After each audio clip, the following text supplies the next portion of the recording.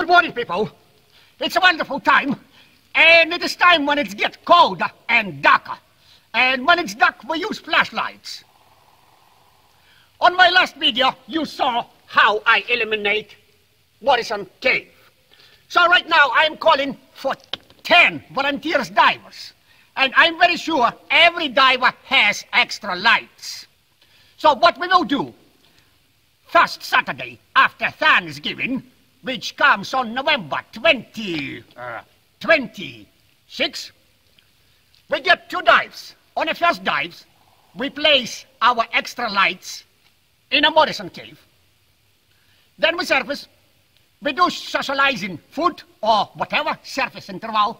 And surely on the end of the first dive, everybody welcomes to do video. And on the second dive, after about 2 hours, we remove all lights from a cave. So that way, all cave will be eliminated. And just my simple dream, I do have 4 extra lights. And at one time, I able to move and place in a cave my 4 lights. But I do doubt if I have 10 lights, and I'd be able to place all 10 underwater.